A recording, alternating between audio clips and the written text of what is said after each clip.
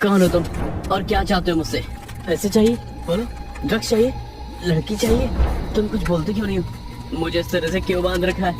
एक शख्स को किसी ने हवा में हाथ पैर बांध कर लटकाया हुआ था और उसके ठीक नीचे एक बड़े से टब में मोम उबल रही थी, जिसकी भाप से ही ऊपर बंधा वो शख्स धीरे धीरे झुलस रहा था, जोर जोर से चीख रहा था, पर उसके आसपास कोई भी नहीं था जो उसकी चीखें सुन उसकी मदद के लिए आ पाता। इस पर भी उस शख्स के जिस्म पर जगह जगह कटने के निशान थे, जिनसे टपका खून ठीक उसके नीचे उबल रहे मोम को लाल कर रही थी। लगातार खून का गिरना, इस पर से उबलती मोम की झुलसती भाप से वो शख्स अधमरा हो गया था।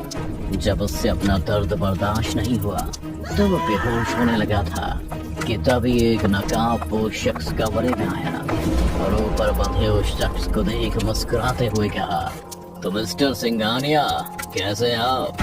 मैं उम्मीद करता हूँ मैंने आपको ज्यादा तकलीफ नहीं दी होगी। भला बहुत से अच्छी शांति किसको मिली आज तक? तुम मेरे साथ ऐसा नहीं कर सकते। तुम्हें अंदाजा भी नहीं है कि मैं कितना खतरनाक आदमी हूँ। अगर मैं जिंदा बच गया ना तो सोच भी नहीं सकता मैं तेरा क्या हाल करूँगा। मरने से पहले इतना गुस्सा करना ठीक नहीं होता।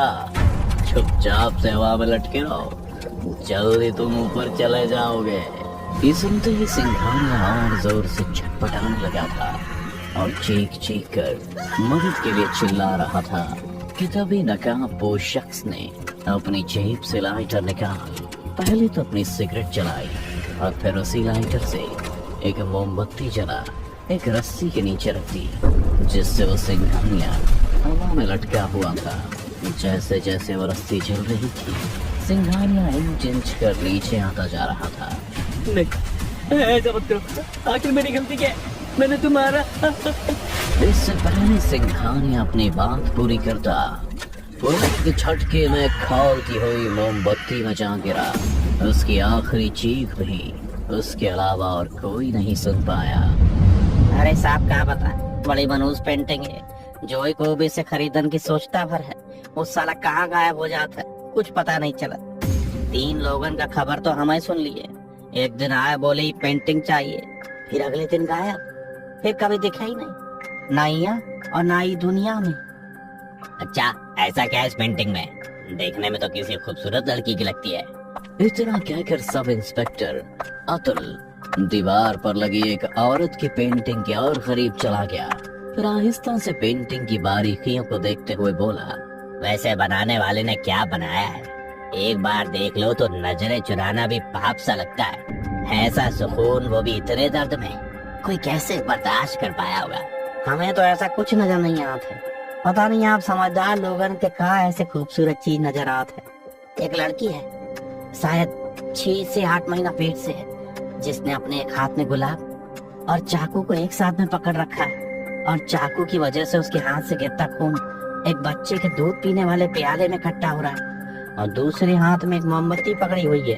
अब इसके अलावा इसमें ऐसी कौन सी खास बात है, हमको नहीं पता। इसीलिए तो तू चौकीदार है बंसी, और मैं एक सब इंस्पेक्टर।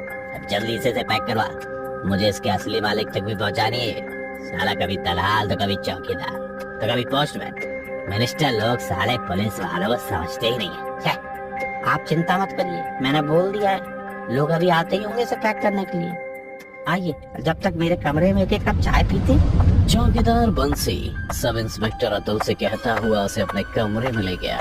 दोनों बैठकर चाय पीने लगे। फिर कुछ और बातें भी हुई और आखिर में सब इंस्पेक्टर अपनी मंजिल की ओर चल दिया। पुलिस जीप की सीट पर पेंटिंग पड़ी थी और अतुल हवा से बातें करता हुआ जीप दौड़ाए जा रहा था। रास्ता सुनसान था। शाम रात की चादर ओढ़ रही थी। जिस रास्ते से अतुल जा रहा था उसके आसपास सिर्फ खेत ही खेत थे, जिसमें कमर तक धान की बालियां थी, जिनके ऊपर जुगनू मंडरा रहे थे। अतुल भी गाना गुनगुनाते हुए जा रहा था कि अचानक ही उसने अपनी जोर की ब्रेक लगाई कि वो खुद शीशा तोड़ बाहर गिरने को हो गया था। ये रास्ते पर इतना बड़ा पेड़ कैसे गिर गया? ना कोई आंधी ना तूफान, कहीं किसी की कोई साजिश तो नहीं है ये? अतुल खुद से कहता हुआ कमर पर बंधी रिवॉल्वर निकाल जीप से बाहर आ गया और चौकन्ना हो वो धीमे कदमों से आगे बढ़े जा रहा था कि अचानक ही पीछे से किसी ने उसके सिर पर हमला किया, जिससे अतुल मौके पर ही बेहोश हो गया। जब उसकी आंख खुली तो पहले से उसे किसी की चीख सुनाई दे रही थी, पर उसके सिर में अभी भी चोट का दर्द गूंज रहा था।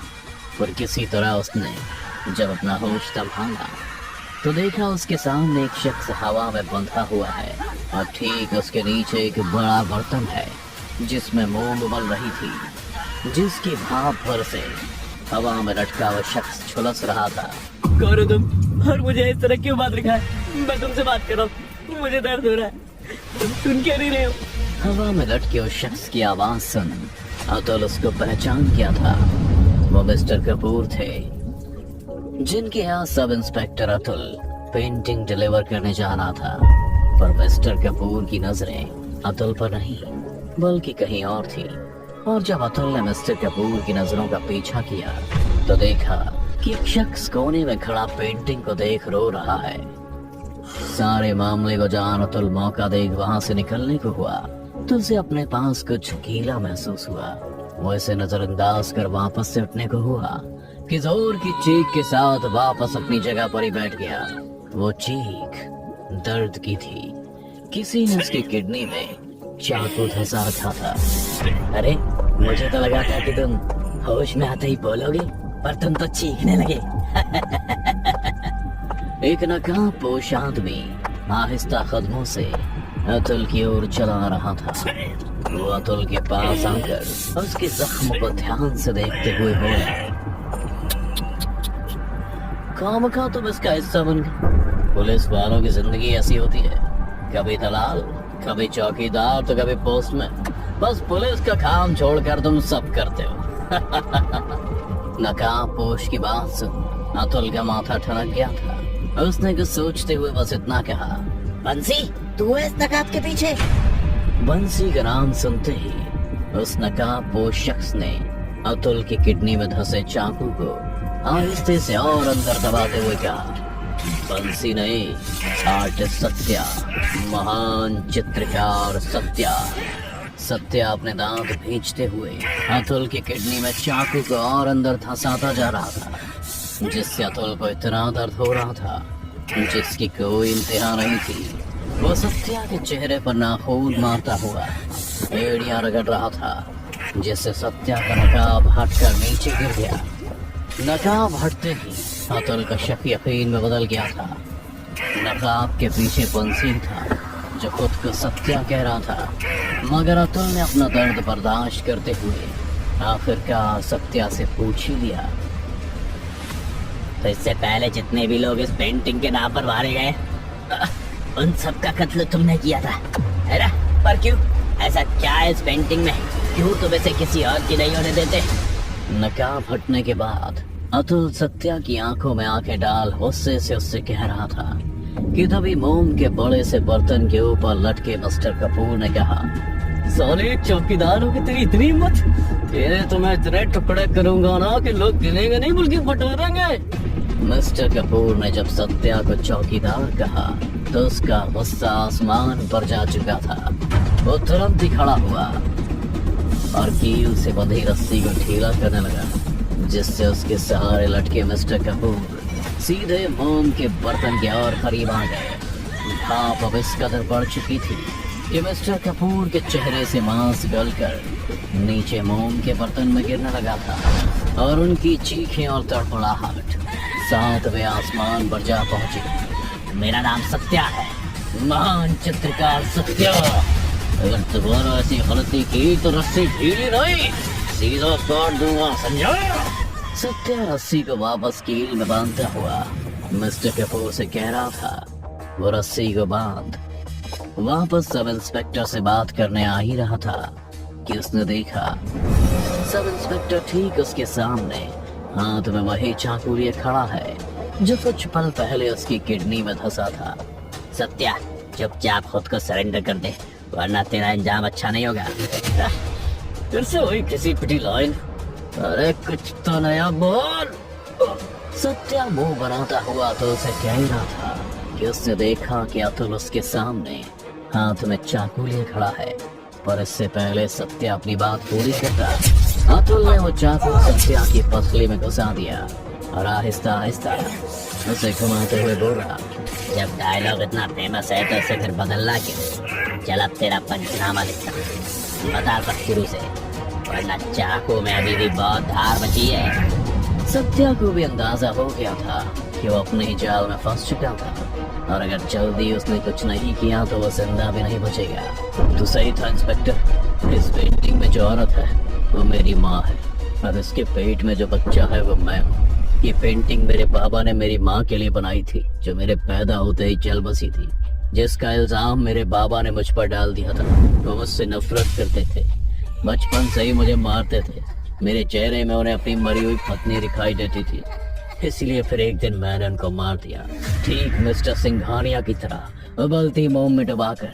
और मेरे पास मेरी माँ की बस यही एक निशानी थी, ये पेंटिंग, जिसे बाबा ने कौड़ियों के भाव भंगार में बेच दिया। इसलिए जब कोई दूसरा पैसे के दम पर मेरी माँ को खरीदना चाहता है तो मैं उससे उसकी जान खरीद लेता हूँ, वो भी कौड़ियों के भाव, वो भी कौड़ियों के भाव। इसलिए तू ये पेंटिंग खरीदने वाले को पहले मार देता है ताकि तू अपनी माँ से अलग ना हो पाए।